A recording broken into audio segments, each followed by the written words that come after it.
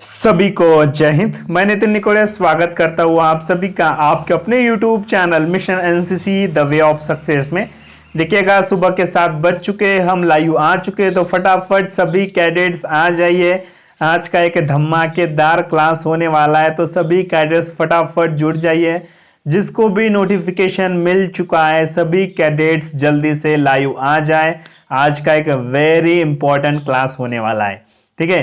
तो फटाफट सभी कैडेट्स जल्दी से मुझे रिस्पॉन्ड करें, चैट बॉक्स में बता दीजिए कि कौन कौन आज की क्लास में प्रेजेंट है। आज हम बी सर्टिफिकेट का ओरिजिनल क्वेश्चन पेपर, जो 2019 का क्वेश्चन पेपर हम डिस्कस करने वाले, ठीक है। जो 2019 का जो ओरिजिनल क्वेश्चन पेपर है उसमें क्या क्या क्वेश्चंस पूछे गए थे, वो सारे क्वेश्चन हम आज के इस क्लास में डिस्कस करने वाले। तो सभी कैडेट्स जल्दी से आ जाए, ठीक है। फटाफट चार्ट बॉक्स में बता दीजिए कि कौन कौन प्रेजेंट है आज की क्लास में, ठीक है। आप सभी के मैं चार्ट्स पढ़ रहा हूं, आप टेंशन ना ले लीजिए, आप सभी के चार्ट्स में पढ़ रहा हूं, साथ में मैं आप सभी को रिप्लाई भी दे रहा हूं। तो आप सभी लोग जुड़ जाए पहले। और आप सभी को एक बात मैं बता दूं कि हमारी क्लासेस 2 टाइम पे चलती है। आप में से बहुत सारे बच्चों को पता ही है, लेकिन जो बच्चे नए आते हैं क्लास में उनको नहीं पता है, ठीक है। एक हमारी क्लास चलती है सुबह 7 बजे और एक क्लास चलती है शाम को 7 बजे, ठीक है। एक दिन में हमारी 2 क्लासेस चलती है, शाम और सुबह 7-7 बजे, ठीक है। तो दोनों भी समय आपको लाइव आ जाना है। क्लास शुरू होने से पहले आपको लाइव आ जाना है, ताकि आप जो भी मैं पढ़ा रहा हूं फिर आपको वो अच्छे से समझ में आ जाएगा। फिर आप बीच में से आओगे तो अच्छे से समझ में नहीं आएगा आप सभी को। तो चलिए, बहुत सारे बच्चे आ चुके हैं, जुड़ चुके हैं, सभी का स्वागत है भाई। मिशन एनसीसी में जितने भी बच्चे जुड़ चुके हैं, तो आज की क्लास बिल्कुल स्टार्ट करेंगे। एनसीसी बी सर्टिफिकेट एग्जामिनेशन 2019 का क्वेश्चन पेपर है। Army wing, SDSW common subject, SDSW all wing, ये सभी कैडेट्स के लिए, चाहे आप नेवी के हो, एयर के हो, या किसके, नेवी, एयर और आर्मी के अगर हो, तो भी ये कॉमन सब्जेक्ट जो है आप सभी के लिए सेम ही होता है। तो कल का जो हमारा, हम कल रात वाली जो क्लास हुई थी उसमें हमने क्या देखा था, उसमें हमने पार्ट 1 देखा था। अगर आप में से बहुत सारे बच्चे नए हो, जो आज पहली बार इस क्लास को देख रहे हो, आपने पार्ट 1 नहीं देखा है, तो नीचे डिस्क्रिप्शन बॉक्स में मैंने लिंक दिया है उस पार्ट 1 का, उसको देख लीजिए, ठीक है। या मैं वीडियो के लास्ट में भी बताऊंगा कि आपको ये पार्ट 1 कैसे आप देखोगे। तो चलिए, ये सारी चीजें हमने पार्ट 1 में देखी थी। फिर एक बार यहां से बता दूं, आपका जो पेपर होता है वो 3 घंटे का होता है। 2019 का जो पेपर था वो 350 मार्क का हुआ था, ठीक है। 2019 का पेपर 350 मार्क का हुआ था, लेकिन ये असल में पेपर जो है वो 375 मार्क का होता है, लेकिन 2019 का पेपर जो है वो 350 मार्क का हुआ था। तो ये सारी चीजें हमने पार्ट 1 में डिस्कस की थी, हमने देखा था। लेकिन आज हम क्या देखने वाले हैं, तो आज हम पार्ट 2 देखने वाले हैं। जो बच्चे नए वाले हैं वो डिस्क्रिप्शन बॉक्स में उनको लिंक मिल जाएगा। तो देखिए, पार्ट 2 हमारा यहां से शुरू होता है, पर्सनालिटी डेवलपमेंट एंड लीडरशिप। तो पर्सनालिटी डेवलपमेंट एंड लीडरशिप के ऊपर आपके एनसीसी के बी सर्टिफिकेट में 65 मार्क के लिए पूछा जाता है। कितने मार्क्स के लिए, तो 65 मार्क के लिए पूछा जाता है, 65 मार्क्स के लिए पूछा जाता है। तो इसमें सबसे पहला क्वेश्चन क्या पूछा है आपके 2019 के पेपर में, तो अच्छे नागरिक के 5 गुण लिखो। तो भैया, अच्छे नागरिक के 5 गुण कौन कौन से, जो कि 10 मार्क के लिए क्वेश्चन पूछा गया था। बुद्धि, आत्मसंयम, जागरूकता, उत्तम स्वास्थ्य, सुशिक्षा, देशभक्त होना, निस्वार्थ होना, कर्तव्य परायणता।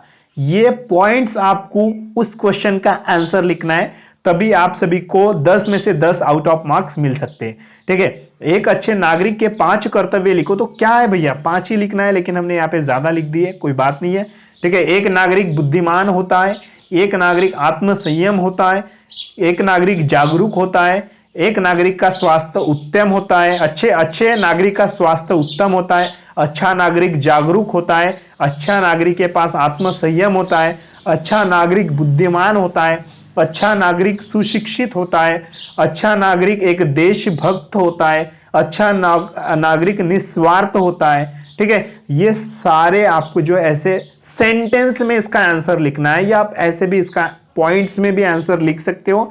अगर सेंटेंस में लिखोगे तो बहुत ज्यादा बेटर होगा, आपको जो है आपके एक भी मार्क्स नहीं कटेंगे, ठीक है। सेंटेंस में कैसे लिखना है, तो एक अच्छा नागरिक बुद्धिमान होता है, अच्छा नागरिक आत्मसंयम होता है, अच्छा नागरिक जागरूक होता है, अच्छा नागरिक का स्वास्थ्य उत्तम होता है, ये आपको लिखना है। एक अच्छा नागरिक सुशिक्षित होता है, अच्छा नागरिक देशभक्त होता है, अच्छा नागरिक निस्वार्थ होता है। ये आपको ऐसे सेंटेंस में लिखोगे ना तो अच्छे मार्क्स भी मिलेंगे, ठीक है। अगर आप ऐसे भी लिखोगे तो मार्क्स मिलेंगे, लेकिन 1-2 मार्क्स इसमें ना थोड़ा कट हो सकते हैं। इसलिए क्या करो सभी कैडेट्स, सेंटेंस में भी लिखने की कोशिश करिए। चलिए नेक्स्ट क्वेश्चन आपसे पूछा गया था कि लीडर किसे कहते हैं और लीडर के कितने प्रकार होते हैं, जो कि 10 मार्क के लिए क्वेश्चन पूछा गया है। आप सभी को पता है कि लीडर किसे कहते हैं, लीडर की डेफिनेशन आपको यहाँ पे लिखनी है और लीडर के टाइप्स आप सभी को बताना है। तो लीडर्स के डेफिनेशन है कि नेतृत्व कमांडर की वह क्षमता होती है, नेतृत्व कमांडर की वह क्षमता होती है जिसके द्वारा वह किसी सैनिक टुकड़ी का एक उद्देश्य को प्राप्त करने हेतु हर प्रकार की परिस्थितियों में नेतृत्व करता है, उसे हम लीडर कहते हैं, ठीक है। लीडर की परिभाषा क्या होता है कि नेतृत्व कमांडर की वह क्षमता होती है, नेतृत्व कमांडर की वह क्षमता होती है जिसके द्वारा वह किसी सैनिक टुकड़ी का एक उद्देश्य को प्राप्त करने हेतु हर प्रकार की परिस्थितियों में नेतृत्व करता है, उसको ही हम लीडर कहते हैं। चलिए यहाँ पे डेफिनेशन है, इसका स्क्रीनशॉट निकाल लो आप सभी। उसके बाद में नेता के कितने प्रकार होते हैं, तो नेता के 3 प्रकार होते हैं, ठीक है। तो 3 प्रकार कौन कौन से होते हैं, एक होता है जन्मजात नेता, दूसरा होता है प्रशिक्षित नेता और तीसरा होता है अंगीकृत नेता। अगर इसको हम इंग्लिश में बात करेंगे तो इंग्लिश को हम बोलते हैं, इसको हम बॉर्न लीडर, इसको बाद में हम इसको बोलेंगे ट्रेन लीडर, ठीक है। बॉर्न लीडर, ट्रेन लीडर और इसके बाद में एज्यूम लीडर। क्या कहते हैं, एज्यूम लीडर, ठीक है। ये 3 जो है नेता के प्रकार होते हैं। अब जन्मजात नेता कौन होता है कि भैया जो जन्म से ही वो जो बहुत बुद्धिमान होता है, आप सभी ने देखा होगा जो छोटे छोटे बच्चे होते हैं ना, वो जन्म से ही क्या होते हैं, टैलेंटेड होते हैं, ठीक है। मतलब कि उनको इंटरेस्ट होता है कि हर एक कोई काम करना, हर एक नई नई चीजों के बारे में सीखना। आप आपके समाज में या आपके अगल बगल आपने देखे होंगे, कुछ होते हैं ना, आप बोलते हैं, हम सभी बोलते हैं कि नहीं यार वो उनका जो लड़का है ना वो बहुत होशियार है, बहुत शार्प है, बहुत बुद्धिमान है, ठीक है। वो क्या होता है, वो जन्म से होता है। जो छोटे बच्चे होते हैं ना तो वो एक जन्म से वो नेता होता है, ठीक है। जन्म से बॉर्न, इसको बोलेंगे हम बॉर्न लीडर, हम उसको कहते हैं, वो जन्म से ही नेता होता है, ठीक है। उसके बाद में एक प्रशिक्षित नेता क्या है, उसको आप ट्रेन कर करके लीडर बनाते हो, ट्रेन कर करके लीडर बनाते हो, उसको ट्रेनिंग दो। एक लीडर कैसे बनना चाहिए, अगर एक बंदा है, ठीक है, एक बंदा ये, अगर इसको हम ट्रेनिंग देते हैं, ट्रेनिंग ले लेकर ये इसको हम लीडर बनाते हैं, तो इसको हम प्रशिक्षित नेता कहते हैं। अगर इसको आप ट्रेनिंग दे रहे हो, ट्रेनिंग दे के, ठीक है, ट्रेनिंग दे के इसको या इसको कोचिंग दे के अगर आप एक लीडर बना रहे हो तो इसको हम प्रशिक्षित नेता कहते हैं, ठीक है। उसके बाद एक होता है वेट सभी कैडेट्स, उसके बाद एक होता है अंगीकृत नेता। तो अंगीकृत नेता क्या होता है, जो खुद सीखता है, ठीक है, जो खुद हर एक क्वालिटी को सीखता है, ठीक है, जो उसके दिल से वो हर एक क्वालिटी को सीखता है और खुद से वो नेता बनता है, खुद एक लीडर बनता है, ठीक है। खुद के दम पर जो लीडर बनता है, खुद के क्या बोलेंगे हम उसको, कि खुद के अंदर से वो लीडर बनता है, जो नई नई चीजें खुद सीखता है, ठीक है। उसको कोई ट्रेनिंग भी नहीं देता है, वो खुद सीखता है। जैसे कि आप सभी अभी इस वीडियो को देख रहे हो तो खुद सीखने की कोशिश कर रहे हो, तो आप भी क्या हो, एक लीडर हो, आप भी एक नेता हो, ठीक है। अब बहुत सारे बच्चों के मन में ये डाउट्स होगा कि सर नेता का मीनिंग क्या है, तो भैया नेता का मतलब आप जो है ना वो पॉलिटिशियन से ना जोड़ो, ठीक है। पॉलिटिशियन का जो हमारे अब योगी आदित्यनाथ है, पीएम मोदी साहब, नरेंद्र मोदी जी है, रक्षा मंत्री साहब अपने, ठीक है, राजनाथ सिंह साहब है, आप यही नेता, इसी का मतलब यही नेता नहीं है, ठीक है। जैसे कि आपका जो आप आपके बटालियन के जो आपके जो कंपनी में ना सीनियर अंडर ऑफिसर होता है, ठीक है, जूनियर अंडर ऑफिसर होता है, सार्जेंट होता है, लांस कारपोरल होता है, कारपोरल होता है, ठीक है, CHM होता है, CQMS होते हैं, ये सभी क्या है, वो भी एक नेता है, वो भी एक लीडर है, ठीक है। इन सभी को हम लीडर कहते हैं, नेता कहते हैं। ऐसा नहीं है कि सिर्फ हम पॉलिटिशियन से, नेता का मतलब सिर्फ पॉलिटिशियन नेता नहीं होता है, ये होता है, कौन होता है, ये इसमें सभी जो है, चाहे आप सीनियर अंडर ऑफिसर हो, जूनियर अंडर ऑफिसर हो, JU हो, जो भी हो आप, जो भी आपकी रैंक है, तो भी आप क्या हो, एक लीडर हो, ठीक है। तो चलिए नेक्स्ट क्वेश्चन की ओर बात करेंगे। आई होप कि आपको ये अच्छे से समझ में आया होगा। तो नेक्स्ट क्वेश्चन, नागरिक की परिभाषा लिखो एवं नागरिक के मौलिक अधिकार कौन कौन से। तो भैया नागरिक की परिभाषा लिखो एवं नागरिक के मौलिक अधिकार कौन कौन से। तो सबसे पहले हम सिटीजन की डेफिनेशन समझते हैं कि सिटीजन किसे कहते हैं, नागरिक किसे कहते हैं। ठीक है, तो यहां पे डेफिनेशन लिखी हुई है, नागरिक उस व्यक्ति को कहते हैं जो राज्य और देश के प्रति भक्ति रखता हो। वेरी इजी है, इंपॉर्टेंट है। नागरिक हम उस व्यक्ति को कहते हैं जो राज्य और देश के प्रति भक्ति रखता हो तथा उसे राजनीति व सामाजिक अधिकार प्राप्त हो और जो लोक सेवा की भावना से प्रेरित होता हो, उसे ही हम नागरिक कहते हैं। तो नागरिक या सिटीजन हम किसे कहते हैं, तो नागरिक हम उस व्यक्ति को कहते हैं जो अपने राज्य और देश के प्रति भक्ति रखता हो और तथा उसे राजनीति व सामाजिक अधिकार प्राप्त हो, उस और जो लोक सेवा की भावना से प्रेरित होता हो, उसको हम नागरिक कहते हैं। भैया नागरिक हम किसे कहेंगे, तो एक व्यक्ति जो समाज का एक व्यक्ति जो अपने राज्य के प्रति, अपने देश के प्रति, अपने समाज के प्रति, अपने गांव के प्रति भक्ति रखता हो और उस व्यक्ति को राजनीतिक, जो हमारा जो संविधान होता है, कॉन्स्टिट्यूशन होता है, उसके द्वारा उसको सामाजिक राजनीतिक अधिकार उसको प्राप्त हो और जो लोक सेवा की भावना से प्रेरित होता है, उस व्यक्ति को हम नागरिक कहते हैं। ठीक है, ये आपको अच्छे से याद रखना है, जो कि 10 मार्क के लिए क्वेश्चन पूछा गया है। तो अब बात करेंगे कि नागरिक के मौलिक अधिकार कौन कौन से। तो मौलिक अधिकार है इसके समानता का अधिकार,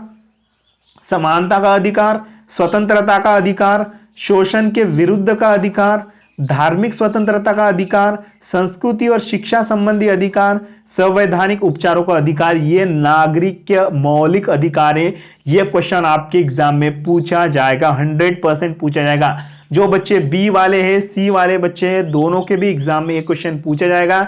सबसे पहले तो पूछा जाएगा कि नागरिक की परिभाषा क्या है, उसके बाद में नागरिक के मौलिक अधिकार लिखो या एक नागरिक के अधिकार लिखो। ये क्वेश्चन इस तरीके से आपके एग्जाम में पूछा जाएगा। आई होप कि आपको ये भी अच्छे से सभी चीजें समझ में आ रही है।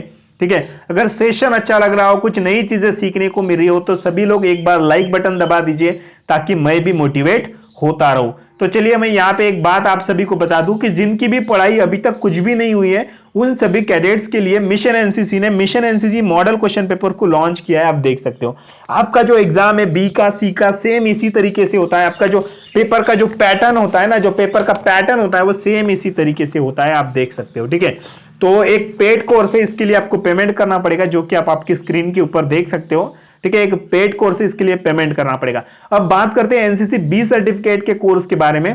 तो अगर आप बी सर्टिफिकेट के कैडेट हो, आपको बी सर्टिफिकेट का एग्जाम देना है, आपको समझ में नहीं आ रहा है कि पेपर को कैसे लिखे, आपका पेपर 2-3 दिनों में, 1 महीने में या 15-20 दिनों में आने वाला है, आपको समझ में नहीं आ रहा है कि क्या करे, बहुत डाउट है, यहाँ पे टेंशन आ रहा है, तो भैया आपको ये मॉडल क्वेश्चन पेपर ना ये हेल्प करेंगे आपको। ठीक है, इसमें सारे इंपॉर्टेंट क्वेश्चन पेपर है जो हर साल आपके एग्जाम में पूछे गए हो। ठीक है, तो अभी बात करते हैं आपको बी सर्टिफिकेट के कोर्स में क्या क्या मिलेगा। तो बी सर्टिफिकेट के कोर्स में आप सभी को टोटल 8 क्वेश्चन पेपर मिलेंगे। जी हाँ, ऐसे 8 क्वेश्चन पेपर मिलेंगे।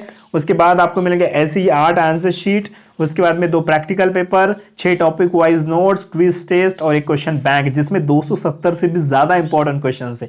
ये सारे के सारे आपको मिल रहे 199 रुपए में, 199 रुपीज में। ठीक है, और 199 रुपीज में मिल रहे हैं आप सभी को। इतना सब कुछ पढ़ने के बाद आप आपका बी का, सी का एग्जाम आराम से क्लियर करोगे, ये मैं यकीन के साथ बोल सकता हूं। अगर आप इस कोर्स को परचेस करना चाहते हो तो मैंने नीचे व्हाट्सएप नंबर दिया है, इस व्हाट्सएप नंबर पे आप सभी को हाय मिशन एनसीसी इस तरीके से एक मैसेज भेजना पड़ेगा। चलिए अब बात करते हैं एनसीसी के सी सर्टिफिकेट के कोर्स के बारे में। अगर आप एनसीसी के सी के कैडेट हो, आप सी का एग्जाम देने वाले हो, आपको समझ में नहीं आ रहा है कि क्या करे भैया, आपका एग्जाम अभी आ रहा है, ठीक है, 5-6 दिनों में, 7-8 दिनों में, 1 हफ्ते बाद, 1 महीने बाद, तो आपको समझ में नहीं आ रहा है कि क्या पढ़ना चाहिए क्या नहीं पढ़ना चाहिए, तो कुछ ना पढ़े। ठीक है, ये मॉडल क्वेश्चन पेपर है, अगर कम से कम समय में अगर पढ़ना चाहते हो तो ये मॉडल क्वेश्चन पेपर है, ये आपको बहुत हेल्प करेंगे। तो अब बात करेंगे सी सर्टिफिकेट के कोर्स में आपको मिलेगा क्या। तो इसमें आपको टोटल 10 क्वेश्चन पेपर मिल रहे हैं, टोटल 10 क्वेश्चन पेपर, और उसके 10 आंसर शीट भी मिल रहे हैं, 2 practical paper, 6 topic wise notes, quiz test और 1 क्वेश्चन बैंक, जिसमें 270 से भी ज्यादा इंपॉर्टेंट क्वेश्चन है जो हर साल आपके एग्जाम में पूछे जाते हैं। वो सारे के सारे क्वेश्चन आपको सी सर्टिफिकेट के कोर्स में जो है मिलने वाले। अब सी सर्टिफिकेट के कोर्स की जो फीस है वो 199 रुपीज है, ठीक है। 199 सी सर्टिफिकेट के कोर्स की फीस है। अगर आप इंटरेस्टेड हो तो नीचे व्हाट्सएप नंबर मैंने दिया हुआ है, उस व्हाट्सएप नंबर पे आप सभी हाई मिशन एनसीसी भेज सकते हो। चलिए अब बात करेंगे कि बहुत सारे बच्चों के मन में ये डाउट्स होते हैं कि सर हम इन क्वेश्चन पेपर को परचेज कैसे करेंगे, सर पेमेंट कैसे करेंगे, सर पेपर हमारे पास कितने समय में आएंगे, पेपर कैसे मिलेंगे, ये सारे डाउट अभी डिस्कस करते हैं। तो देखिए पेमेंट के लिए आपके पास डिजिटल पेमेंट्स ऑप्शन है, जैसे कि फोन पे, गूगल पे, पेटीएम, भीम यूपीआई, व्हाट्सएप पे, ठीक है। आप सभी को क्यूआर कोड दिया जाएगा, उस क्यूआर कोड को आपको स्कैन करना है और आपका पेमेंट करना है। जैसे आपका पेमेंट सक्सेसफुल होता है उसका स्क्रीनशॉट निकाल के इसी नंबर पे भेज देना है। आपको जो कुछ ही समय में आपके पेपर, आपके आंसर शीट, आपके टॉपिक वाइज नोट्स, आपके क्विज टेस्ट, आपका सिलेबस, एनसीसी का सिलेबस, वो सारा का सारा आपको पीडीएफ फाइल में आपके व्हाट्सएप पे 1 मिनट के अंदर आ जाएगा। तुरंत आप सभी को व्हाट्सएप पे आ जाएगा, ठीक है। और इतना सब कुछ तो मिल रहा है यार, और क्या चाहिए, सब कुछ चीजें आपके पास अवेलेबल है। आप नहीं करने को, आप करने को तैयार नहीं हो तो उसके लिए कौन जिम्मेदार है, ठीक है। अगर आप इंटरेस्टेड हो तो आप इस कोर्स को परचेस कर सकते हो। ये पेपर हिंदी लैंग्वेज में, इस बात को भी ध्यान दीजिएगा, पेपर का जो लैंग्वेज है वो हिंदी है और पेपर जो है वो आर्मी विंग वालों के लिए, ठीक है। नेवी और एयर वाले हो तो आपको सिर्फ कॉमन सब्जेक्ट मिलेगा, स्पेशलाइज्ड सब्जेक्ट नहीं मिलेगा। पेपर सिर्फ हिंदी लैंग्वेज में, इस बात को भी आप समझ लीजिए, ठीक है। अब इतना सब कुछ तो आपको मिल रहा है, लेकिन अगर आप तो भी आप करने को तैयार नहीं हो, तो भी आप फेल हो रहे हो, तो भैया कौन जिम्मेदार है उसके लिए? उसके लिए आप खुद जिम्मेदार हो, मैं जिम्मेदार नहीं हूं, ठीक है। इतना सब कुछ अवेलेबल करके दे रहा हूं। तब बहुत सारे बच्चों के मन में ये डाउट है कि सर आप फ्री क्यों नहीं दे रहे हो, फ्री क्यों नहीं दे रहे हो, सर फ्री दिया करो। भैया अगर फ्री दूंगा मैं तो क्या सच में आप उन क्वेश्चन पेपर को पढ़ोगे? कोई नहीं पढ़ेगा। फ्री में अगर दूंगा ना तो भैया फ्री की वैल्यू ही नहीं होती है, फ्री की वैल्यू नहीं होती है। कई जगह पे आप देख पा रहे होंगे बच्चे कोचिंग लगाते हैं, जहां पे स्कूल में उन बच्चों को पढ़ाया जाता है, लेकिन स्कूल में बच्चे नहीं पढ़ते, कोचिंग लगाते। क्यों कोचिंग लगाते हैं? क्योंकि फ्री का नॉलेज हमें हजम ही नहीं होता है। क्यों नहीं होता है? फ्री में हम क्यों नहीं पढ़ते हैं? वहां पे तो स्कूल में हमें अच्छा पढ़ाया जाता है, लेकिन तो भी हम कोचिंग लगाते। क्यों लगाते हैं? क्योंकि फ्री में जो मिलता है ना उसकी वैल्यू नहीं होती है, ठीक है। सभी बच्चे जो फ्री में मिलता है उसकी वैल्यू नहीं होती है, इसलिए इसका पेड कोर्स लेना पड़ता है, इसलिए आप सभी को इसके लिए पेमेंट रखना पड़ता है, ठीक है। बहुत सारे बच्चों के मन में सर अभी बोल रहे हैं चैट बॉक्स में फ्री दो फ्री दो, कैसे होगा? आप पढ़ोगे ही नहीं, ठीक है। मैंने ऑलरेडी बहुत सारे फ्री में क्वेश्चन पेपर दिए पहले वाले क्लासेस में, ठीक है। जो पिछले साल था उसमें भी मैंने फ्री वाले क्लासेस ये दिए थे, लेकिन बच्चे पढ़ेंगे ही नहीं, मुझे पता है ना। सिर्फ पीडीएफ ले लोगे, कुछ नहीं करोगे। इसलिए जब तक आप पे नहीं करोगे ना, जो बोलते हैं ना, जब तक आप इन्वेस्ट नहीं करोगे ना तब तक सीखोगे भी नहीं, ठीक है। कुछ प्राप्त करना हो तो कुछ इन्वेस्ट भी करना पड़ेगा। अगर सभी आप लेना ही सीखोगे तो देना कब सीखोगे, ठीक है। इन्वेस्ट तो करना पड़ेगा। तो चलिए अगर इंटरेस्टेड हो तो आप परचेस कर सकते हो, इंटरेस्टेड नहीं हो तो कोई दिक्कत नहीं है। अगर आपका पेमेंट के रिलेटेड कोई डाउट्स होता है, ठीक है, अगर बहुत सारे बच्चों के पास फोन पे गूगल पे नहीं होता है, तो अगर आप पेमेंट के रिलेटेड कोई डाउट्स होता है तो आप मेरे साथ व्हाट्सएप कॉल पे बात कर सकते हो, ठीक है। व्हाट्सएप कॉल पे बात कर सकते हो, उसके बाद पेमेंट कर सकते हो, ठीक है। तो चलिए हमारे क्वेश्चन की ओर बढ़ते हैं। इंटरेस्टेड हो तो करिए, कोई जबरदस्ती नहीं है, हर किसी को करना ऐसा कोई जबरदस्ती नहीं है। इंटरेस्टेड हो तो करिए, वरना ना करिए।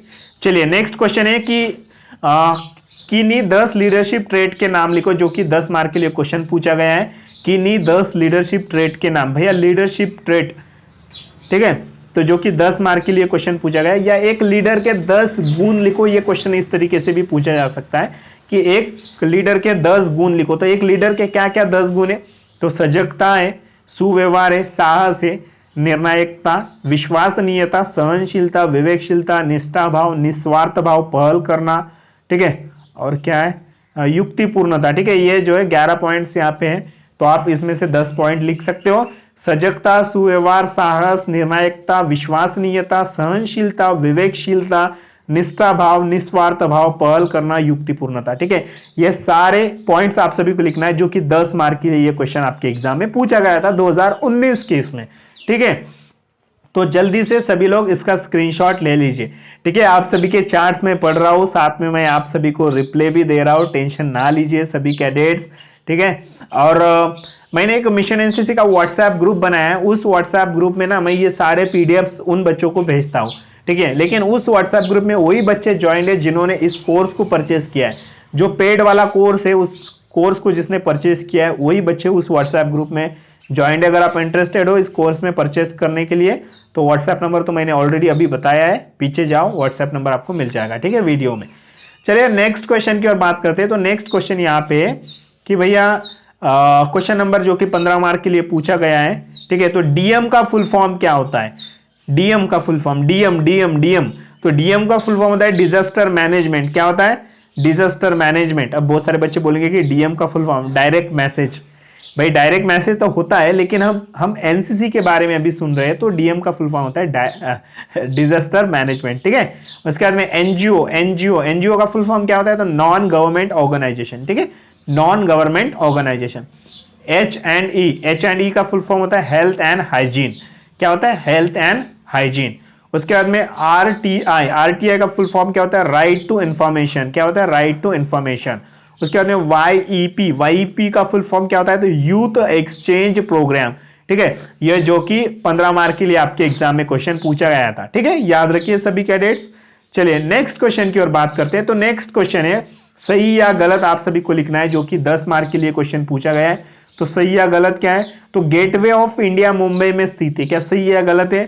तो बिल्कुल सही है। गेटवे ऑफ इंडिया कहाँ है? तो मुंबई में है। कहाँ पे? और इंडिया गेट कहाँ पे है? तो भैया इंडिया गेट है दिल्ली में। कहाँ पे? इंडिया गेट है दिल्ली में। तो ताजमहल लखनऊ में गंगा के किनारे बना है। सच में सही है या गलत है? ताजमहल लखनऊ में गंगा के किनारे बना है, सही है या गलत है? तो बिल्कुल ये क्या है? गलत है। तो कहां पे है ताजमहल? ताजमहल है आगरा में। और किस नदी के किनारे पे है? तो यमुना नदी के किनारे। राष्ट्र निर्माण में युवाओं का महत्वपूर्ण योगदान है। बिल्कुल सही है। राष्ट्र निर्माण में अगर आप सभी युवा का तो योगदान है, सब कुछ युवाओं का योगदान है। अगर आप सभी युवा नहीं हो तो भैया राष्ट्र निर्माण नहीं है, ठीक है, मजा नहीं है राष्ट्र निर्माण में। पाकिस्तान भारत का पड़ोसी देश है। बिल्कुल सही है, पाकिस्तान भारत का पड़ोसी देश है। लाल किला दिल्ली में यमुना नदी के किनारे बना है। बिल्कुल सही है, लाल किला जो है वह यमुना नदी के किनारे पे है, दिल्ली में, ठीक है। चलिए बहुत बढ़िया सभी कैडेट्स, आई होप कि आपको ये अच्छे से समझ में आ रहा है। चलिए उसके बाद बात करते हैं डिजास्टर मैनेजमेंट। नेक्स्ट सभी के चार्ट्स में आप सभी के पढ़ रहा हूं, टेंशन ना लीजिए सभी कैडेट्स, मैं आप सभी के चार्ट्स पढ़ रहा हूं। चलिए अगर सेशन अच्छा लग रहा हो, कुछ नई चीजें सीखने को मिल रही हो, तो एक बार लाइक बटन दबा दीजिए और इस वीडियो को आप सभी को शेयर भी कर देना है कंप्लीट हो जाने के बाद, ठीक है। और जो बच्चे नए देख रहे हो, इस वीडियो को लाइव हो जाने के बाद देख रहे हो, तो आप सभी को कमेंट बॉक्स में आपका नाम कमेंट करना है। जल्दी जाओ, अभी जाओ जल्दी से और कमेंट बॉक्स में कमेंट करो अपना नाम, ताकि मुझे पता चलता है कि कौन कौन कैडेट्स इस वीडियो को देख रहा है। फटाफट जाओ, जो बच्चे नए वाले हैं सभी लोग जल्दी जाओ कमेंट बॉक्स में आपका नाम कमेंट करो। क्या नाम है भैया? जल्दी से जाओ कमेंट बॉक्स में। चलिए डिजास्टर मैनेजमेंट के ऊपर आपके बी सर्टिफिकेट के एग्जाम में 15 मार्क के लिए पूछा गया था 2019 में। तो इसमें किन्हीं 5 प्राकृतिक आपदाओं के नाम लिखो, किन्हीं 5 प्राकृतिक आपदाओं के नाम लिखो, जो कि 5 मार्क के लिए क्वेश्चन पूछा गया था। तो इसमें तूफान है, चक्रवात है, बवंडर, बादल फटना, सुनामी, भूकंप, अकाल, बाढ़, ठीक है, सूखा, ये सभी जो है ये प्राकृतिक आपदाएं हैं, जिसको हम नेचुरल डिजास्टर कहते हैं। तो 5 नेचुरल डिजास्टर के नाम आप सभी को लिखना है, ठीक है। तो ये आप सभी को अच्छे से समझ में आया होगा, ठीक है। तो 5 मार्क के लिए ये क्वेश्चन आपके एग्जाम में पूछा गया था। तो चलिए नेक्स्ट क्वेश्चन की ओर बात करते हैं। तो नेक्स्ट क्वेश्चन है कि आग फैलने की विधियां लिखो। तो आग फैलने की क्या विधियां है, जो कि 5 मार्क के लिए पूछा गया है। तो इसमें चालन है, संवहन है, विकिरण है और प्रत्यक्ष ज्वलन है, ठीक है। ये आग फैलने की विधियां है, आप सभी को पता होना चाहिए। चलिए नेक्स्ट क्वेश्चन जो आपके 2019 के क्वेश्चन पेपर में पूछा था बी के, तो इसमें जो है आग बुझाने के कौन कौन से तरीके हैं। तो आग बुझाने के कौन कौन से तरीके, इसमें हम आग को ठंडा करके बुझा सकते हैं, आग को मसल करके बुझा सकते हैं, पानी से आग को बुझा सकते हैं, आग की खुराक को बंद करके आग को बुझा सकते हैं, और वायु रोधन से जो है हम आग को बुझा सकते हैं। इतने माध्यम से हम आग को बुझा सकते हैं। और बहुत सारे इसमें बेलचा है, कुलाडी है, उसके बाद में रेत है, ठीक है, और कई सारे हैं जिसकी वजह से हम आग को बुझा सकते हैं। लेकिन ये 6 तरीके हैं जो कि हम अच्छी तरीके से आग को बुझा सकते हैं, ठीक है, जो 5 मार्क के लिए आपके बी सर्टिफिकेट के एग्जाम में पूछा गया था। तो चलिए अब बात करते हैं कि social awareness and community development, जो कि आपके एग्जाम में 30 मार्क के लिए पूछा गया है। तो 30 मार्क के लिए पूछा गया है, तो 30 मार्क के लिए पूछा गया है। तो ये क्वेश्चन, तो सामाजिक सेवा के प्रमुख उद्देश्य क्या है। तो सामाजिक सेवा के प्रमुख उद्देश्य क्या है, तो कैडेट्स में श्रम की गरिमा समझाना, जो कि 10 मार्क के लिए आपके एग्जाम में पूछा गया है। तो कैडेट्स को श्रम की गरिमा समझाना, ठीक है, जो सामाजिक सेवाओं का मुख्य उद्देश्य क्या है, आप सभी को सामाजिक सेवा करने का क्या जरूरत है। भैया मैं समाज सेवा कर रही हूँ, या आप सभी एनसीसी कैडेट को, हम एनसीसी कैडेट को समाज सेवा क्यों करनी चाहती है, क्यों करना चाहिए, या क्या उद्देश्य होता है। हम सभी जब हम एनसीसी में रहते हैं तो समाज सेवा जब हमें करना पड़ता है तो क्यों करना पड़ता है, क्या उद्देश्य होता है उसका। तो कैडेट्स को श्रम की गरिमा समझाना, उनमें रचनात्मक कार्यों के प्रति जागरूकता उत्पन्न करना, निस्वार्थ सेवा भाव की भावना उत्पन्न करना, टीम भावना का विकास करना, उनको संगठित रूप से कार्य करने के लिए प्रेरित करना, कैडेटों को अपने रिक्त समय, ऊर्जा व अन्य संसाधनों का सदुपयोग करना सिखाना। ये सारे के सारे जो है वह समाज सेवा के उद्देश्य है, आप सभी को पता होना चाहिए, जो कि 10 मार्क के लिए यह क्वेश्चन पूछा गया है। ठीक है, चलिए तो नेक्स्ट क्वेश्चन है कि कुछ प्रमुख सामाजिक क्रियाकलापों को बताइए जिन्हें कैडेट शहरों गांवों के विकास के लिए कर सकते हैं। भैया कुछ ऐसे आपको सामाजिक क्रियाकलाप बताने हैं, कुछ सोशल एक्टिविटीज बतानी है जो कि हम शहरों में, किसी गांव में जब हम करते हैं उनका विकास के लिए। तो आप सभी को बताना है कि भैया किसी गांव और शहरों का विकास, अगर किसी गांव और शहर का डेवलपमेंट करना है तो क्या क्या सोशल एक्टिविटीज हम एनसीसी कैडेट करते हैं। तो इसमें जो है हम वृक्षारोपण करते हैं, प्राकृतिक आपदा में राहत कार्य, ठीक है, और नेत्रदान अभियान, नशा विरोधी अभियान, पर्वतारोहण कार्य, पर्यावरण कार्यक्रम, दहेजी विरोधी अभियान और साक्षरता अभियान। ठीक है, ये जो है एक्टिविटीज हम करते हैं। ये अगर एक्टिविटीज हम करेंगे तो किसी भी शहर का, किसी भी गांव का विकास हो सकता है। ठीक है, किसी भी सिटी का, किसी भी विलेज का जो है डेवलपमेंट हो सकता है। ठीक है, तो ये सारी एक्टिविटीज हमें करना है। तो क्लियर है सभी लोग, आप सभी को ये अच्छे से समझ में आ रहा होगा। तो चलिए नेक्स्ट क्वेश्चन, एक वेरी इजी क्वेश्चन पूछा गया है 2019 के पेपर में। तो वृक्षारोपण से क्या लाभ है, जो कि 5 मार्क के लिए ये क्वेश्चन पूछा गया है। तो हमारे आसपास का वातावरण साफ और स्वच्छ होगा। ठीक है भैया, ये थिंकिंग बेस्ड क्वेश्चन है। वृक्षारोपण से क्या लाभ होते हैं, तो इतने सारे लाभ होते हैं ट्री प्लांटेशन से, तो आप बोल भी नहीं सकते हो। ठीक है, तो हमारे आसपास का वातावरण साफ और स्वच्छ होता है, हमें अच्छा ऑक्सीजन मिलता है, हमारी अपने वातावरण के प्रति अभिरुचि व्यक्त होती है। ठीक है भैया, जब हम थोड़ा सा ट्री प्लांटेशन करते हैं तो हमें भी थोड़ा सा मोटिवेशन मिलता है, यार नहीं यार मैं भी थोड़ा अच्छा काम कर रहा हूं। ठीक है, वृक्षारोपण करने से सामाजिक कार्य के प्रति श्रेष्ठता बढ़ेगी। ठीक है, तो ये जो है वृक्षारोपण से लाभ है, ट्री प्लांटेशन से लाभ है। आप सभी को भी ट्री प्लांटेशन करना है, हर किसी को ट्री प्लांटेशन करना है। ठीक है, जो कि आपके एग्जाम में 5 मार्क के लिए क्वेश्चन पूछा गया था। चलिए नेक्स्ट क्वेश्चन देखेंगे कि आपके एग्जाम में क्या पूछा था, कि बढ़ती जनसंख्या का देश और समाज पर क्या दुष्प्रभाव पड़ता है। भैया जब जनसंख्या बढ़ेगी ना, जब जनसंख्या बढ़ेगी तो जनसंख्या अगर ज्यादा होती है तो देश के लोगों पर क्या प्रभाव पड़ता है, या देश पे क्या दुष्प्रभाव पड़ता है, जो कि 5 मार्क के लिए क्वेश्चन पूछा गया है। इसमें आप कुछ भी लिखो, आपको जो भी लगता है, थिंकिंग बेस्ड क्वेश्चन है। जैसे कि बाल विवाह, दरिद्रता, बहुविवाह, मनोरंजन के साधनों में कमी हो रही है, गर्म जलवायु, पानी की समस्या बढ़ रही है, अशिक्षा, रूढ़िवादिता, पुत्र की अनिवार्यता, परिवार नियोजन, नवीनतम साधनों की अनभिज्ञता, ये सारे पॉइंट्स आप इसमें लिख सकते हो। ठीक है, पूरे नुकसान हो रहे हैं, पानी की समस्या हो रही है, इलेक्ट्रिसिटी, ठीक है, लोग पूरा मृदा क्षरण हो रहा है, सभी चीजें ना, पूरी लोग बढ़ रहे हैं, सब कुछ खत्म हो रहा है। चलिए सभी कैडेट्स में आप सभी के चार्ट्स पढ़ रहा हूं। ठीक है, आज की थोड़ी क्लास जो है थोड़ी बड़ी होगी, लेकिन आप सभी को सीखने को तो मिल रहा है। चलिए हेल्थ एंड हाइजीन, तो हेल्थ एंड हाइजीन जो कि 25 मार्क के ऊपर पूछा जाता है। तो रिक्त स्थानों की पूर्ति करो, कैंप के दौरान लैट्रिन का इस्तेमाल किया जाता है। तो कैंप के दौरान कौन सी लैट्रिन का इस्तेमाल किया जाता है, तो कृत्रिम लैट्रिन का इस्तेमाल किया जाता है। उसके बाद में रक्त समूहों को यूनिवर्सल डोनर कहते हैं। तो कौन से रक्त समूह को यूनिवर्सल डोनर कहते हैं, तो ओ। ठीक है, ओ ब्लड ग्रुप को जो है वो यूनिवर्सल डोनर कहते हैं। क्या कहते हैं, यूनिवर्सल डोनर कहते हैं। ठीक है, ठीक है। कंजक्टिवाइज रोग जो है वो किसके बारे में, तो आंख का रोग होता है। ठीक है, कंजक्टिवाइज जो है वो आंख का रोग होता है। रेबीज जो है वो किसके काटने से होता है, कुत्ता और बिल्ली काटने से रेबीज होता है। ठीक है, और एक जल जनित रोग है। तो कौन सा जल जनित रोग है, तो पीलिया और हैजा, ये जो है भैया क्या है, वो एक जल जनित रोग है। ठीक है, जो कि 15 मार्क के लिए क्वेश्चन पूछे गए हैं आप सभी को। चलिए उसके बाद में नेक्स्ट क्वेश्चन की ओर बात करते हैं कि खाद्य संचालकों की स्वच्छता पर एक संक्षिप्त टिप्पणी लिखो। ठीक है, इजी क्वेश्चन है। खाद्य संचालन, जहाँ पे भी हम हमारा अनाज रखते हैं या जो हमारा किचन होता है, तो वो वहाँ का जो स्वच्छता है वहाँ पे कैसी होनी चाहिए, उसका संचालन कैसे होना चाहिए, संचालक कैसे होना चाहिए। तो अधिकांश लोगों को लगता है कि जब हम हमारी बीमारी और डायरिया से पीड़ित होते हैं तो इसका कारण घर के बाहर से लिया गया विषाक्तम भोजन है।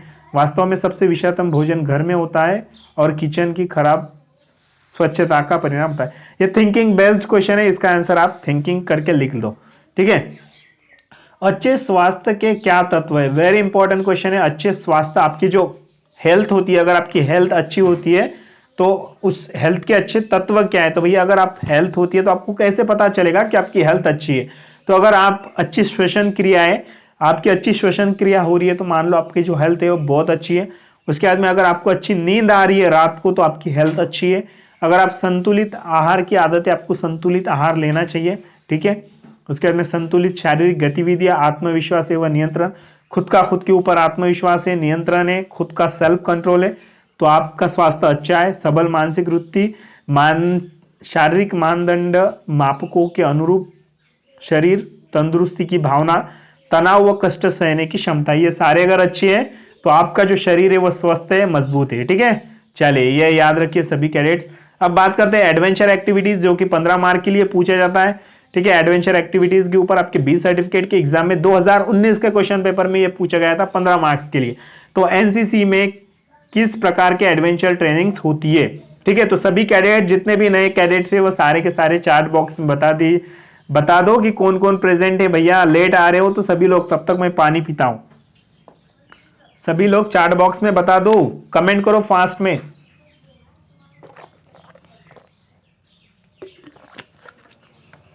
चलिए, एनसीसी में किस प्रकार की एडवेंचर ट्रेनिंग होती है, तो इसमें 5 मार्क के लिए क्वेश्चन पूछा था। ट्रैकिंग है, साइकिलिंग है, वेरी इंपॉर्टेंट है, बी और सी वाले बच्चे आपके एग्जाम में आएगा ये। ट्रैकिंग है, साइकिलिंग है, मोटरसाइकिल अभियान है, पर्वतारोहण है, चट्टानों पर चढ़ना, नौकायान, राफ्टिंग, पैरासेलिंग, कायाकिंग, ठीक है। ये सारी चीजें याद रखो, वेरी इंपॉर्टेंट है, एग्जाम में आएगा, ठीक है। ज्यादा मैं अब इसको एक्सप्लेन नहीं कर रहा हूँ क्योंकि समय हो रहा है, मुझे भी बहुत काम है आज, ठीक है। तो रॉक क्लाइंबिंग से आप क्या समझते हो भैया, आप रॉक क्लाइंबिंग से क्या समझते हो। तो रॉक क्लाइंबिंग एक ऐसा खेल है जिसमें प्रतिभागी प्राकृतिक रॉक संरचनाओं का कृत्रिम रॉक दीवारों के ऊपर, नीचे या दीवारों पर चढ़ते हैं, उच्च एक गठन के शिखर पर पहुंचते या गिरने के बिना, आमतौर पर पूर्व परिभाषित मार्ग है, ठीक है। याद रखो, सभी लोग आराम से पढ़ लेना, ठीक है। रॉक क्लाइंबिंग क्या होता है, तो चट्टानों पर चढ़ना, ठीक है। आप देख सकते हो एक आर्टिफिशियल रॉक क्लाइंबिंग, यहाँ पे जो है मैंने फोटो डाल दी है जहां पे मैंने रॉक क्लाइंबिंग तो नहीं किया है, लेकिन आप देख सकते हो इस तरीके से रॉक क्लाइंबिंग होता है, ठीक है। यहाँ पे मैं एक वीडियो दे दूंगा, ठीक है। तो रॉक क्लाइंबिंग का आप वीडियो देख लो अच्छे से, आपको अच्छा मजा आएगा, ठीक है। तो सभी लोग वीडियो देख लीजिए, आपको मजा आएगा रॉक क्लाइंबिंग का। ये हमने किया था तब जब हम छोटे थे नहीं, अभी बड़े थे, तब हमने किया था। एक एनएसएस का कैंप हमने किया था, तो एनएसएस के कैंप में हमने एक रॉक क्लाइंबिंग किया हुआ है, ठीक है। आप देख सकते हो। तो चलिए अब बात करते हैं, देख लिया होगा आपने अच्छे से। उसके बाद में पैरासेलिंग के कितने प्रकार होते हैं। पैरासेलिंग के कितने प्रकार होते हैं, तो पैरासेलिंग के 2 प्रकार होते हैं, एक स्थलीय और जलीय, ठीक है। पैरासेलिंग के 2 प्रकार होते हैं, एक स्थलीय और जलीय, जो कि 5 मार्क के लिए आपके एग्जाम में पूछा जाता है। पैरासेलिंग का अभ्यास करने का स्थलीय तरीका भूमि पर है और आप एक जीप से जुड़े होते हैं। इस बीच पैरासेलिंग का अभ्यास करने का जलीय तरीका पानी पर है, जहां आपको मोटर बोट से जोड़ा जाता है, ठीक है। तो ये जो है पैरासेलिंग के 2 प्रकार होते हैं, एक स्थलीय और जलीय, ठीक है। अब चलिए बात करते हैं environment awareness and conservation, very important है, ठीक है, जो कि 10 मार्क के लिए पूछा जाता है। तो वर्षा जल संचयन की आवश्यकता क्यों है भैया। जब हम पानी को, जो बारिश का जो पानी होता है उसको सेव करने का क्या तरीका है, सेव क्यों करना चाहिए हमें, ठीक है। जो बारिश का जो पानी होता है उसको हमें क्यों संचयन करना चाहिए, क्यों उसको रोकना चाहिए।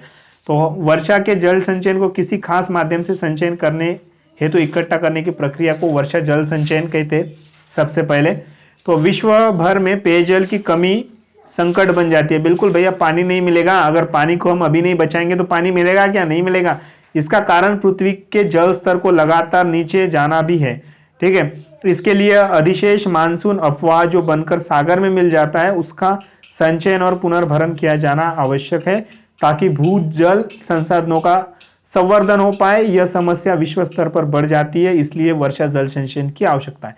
ठीक है, वर्षा जल संचयन की आवश्यकता क्यों है? क्योंकि जो हमारी भूजल है, भूजल स्तर है, वो क्या है, बढ़ सके, पानी हमेशा आ सके, हर किसी को पानी मिल सके, इसलिए हमें उसको जो है ना वर्षा जल संचयन करना आवश्यक है। वर्षा जल संचयन नहीं करोगे तो बहुत बड़ी दिक्कत होगी। क्या दिक्कत होगी आप सभी को पता है। ठीक है, पानी नहीं मिलेगा तो क्या दिक्कत होगी, क्या दिक्कत होगी पता है, आप सभी को पता है। ऐसा हो जाएगा, बाथरूम में बैठे हो पानी नहीं आए, वो तेरी। ठीक है, सभी लोग बाथरूम में बैठे हो, पानी नहीं आया, पानी चला गया ऊपर से। ठीक है, तेरी पानी गया तो कैसी दिक्कत आएगी फिर आपको पता चलेगा। चलिए, ग्लोबल वार्मिंग से आप क्या समझते हो? ग्लोबल वार्मिंग से आप क्या समझते हो, जो कि 5 मार्क के लिए क्वेश्चन पूछा गया है। तो ग्लोबल वार्मिंग का अर्थ है कि किसी पृथ्वी का तापमान बढ़ रहा है। दरअसल पृथ्वी की सतह की औसत तापमान में बढ़ोतरी ग्रीन हाउस गैस के प्रभाव में आने की वजह से होता है। इसे सामान्य शब्दों में ग्लोबल वार्मिंग कहते हैं। तो ग्लोबल वार्मिंग का अर्थ कि पृथ्वी का तापमान बढ़ रहा है, दरअसल पृथ्वी की सतह का औसत तापमान में यह बढ़ोतरी ग्रीन हाउस गैस के प्रभाव में आने की वजह से होता है। इसे सामान्य शब्दों में ग्लोबल वार्मिंग कहते हैं। ग्लोबल वार्मिंग का सबसे प्रमुख कारण ग्रीन हाउस गैस है, जिनकी मात्रा में वृद्धि हो रही है। ठीक है, तो चलिए याद रखिए सभी लोग, स्क्रीनशॉट निकाल लीजिए। अब बात करते हैं ऑब्स्ट्राइकल ट्रेनिंग। तो ऑब्स्ट्राइकल ट्रेनिंग के बारे में 5 मार्क के लिए पूछा था आपके एग्जाम में, तो ये पूछा गया है 2019 के पेपर में। ठीक है, तो ऑब्स्ट्राइकल कोर्स के लाभ क्या है? तो भैया ऑब्स्ट्राइकल कोर्स के आपको क्या क्या लाभ मिलेंगे? तो इससे जो है प्रशिक्षण, ऑब्स्ट्राइकल ट्रेनिंग से कैडेट्स में धैर्य, साहस और शारीरिक दक्षता का विकास होता है। इससे कैडेट्स मिलजुल कर कार्य करने की भावना जागरूक होती है, मिलजुल कर रहना आप सीखते हो। कैडेट्स में लीडरशिप की भावना डेवलप होती है, लीडरशिप क्वालिटी डेवलप होती है बहुत सारे। ठीक है, इसमें जो आपके अंदर कॉन्फिडेंस, धैर्य, पेशेंस, ठीक है, शारीरिक दक्षता, फिजिकल कैपेसिटी, ये सारे क्वालिटीज डेवलप होती है। आप मिलजुल कर रहना सीखते हो और जो है आप कैडेटों में नेतृत्व, लीडरशिप की क्वालिटी भी आपके अंदर डेवलप होती है। ठीक है, तो अब देखेंगे, ठीक है, ये जो है कल ये हम पार्ट 3 में देखने वाले, जो हमारी रात की जो क्लास चलेगी ना, जो रात की शाम वाली क्लास चलेगी, तो रात की शाम वाली क्लास में जो है ये सभी हम डिस्कस करने वाले स्पेशलाइज्ड सब्जेक्ट को। ठीक है, वीडियो बहुत लंबा हो रहा है, क्लास बहुत लंबी हो रही है आज की। ठीक है, तो यहाँ पे देखो बहुत सारे बच्चे जिन्होंने अभी तक पार्ट 1 नहीं देखा है, तो ये पार्ट 2 था आज का हमारा। पार्ट 1 मैंने डिस्क्रिप्शन में दिया हुआ है, या यहाँ पे कुछ ही देर बाद जो है पार्ट 1 आपको देखने को मिल जाएगा। ठीक है, इसके ऊपर वीडियो आएगी कुछ देर बाद, उसके ऊपर क्लिक करो, पार्ट 1 देख लो जो नए बच्चे। और इसका जो पार्ट 3 है, जो बच्चे हमारे रेगुलर वाले, इसका जो पार्ट 3 है आपको जो है आज रात को मिल जाएगा 7 बजे वाली क्लास में। ठीक है, शाम की 7 बजे वाली क्लास है, तो इसमें आपको मिल जाएगा पार्ट 3। तो सभी कैडेट 7 बजे से पहले आप सभी को लाइव आ जाना है। तो ठीक है, तो यहाँ पे एनसीसी स्पेशल क्लासेस की वीडियो आएगी, वहां पे भी देख लीजिए। तो जितने भी बच्चे आज की क्लास में देख रहे हो, बहुत बड़ी आज की बहुत लंबी क्लास चली है। ठीक है, आप सभी लोग इतने पेशेंस से देख रहे हो, तो इसका जरूर आपको फायदा होगा आपके एग्जाम में। ठीक है, तो मिलेंगे बिल्कुल सभी कैडेट शाम वाली क्लास में। तो तब तक के लिए टाटा, बाय बाय, सायनारा, अलविदा। आपका कीमती समय निकाल कर वीडियो देखने के लिए शुक्रिया। मिलता हूं दोस्तों अगले वीडियो में। जय हिंद, वंदे मातरम।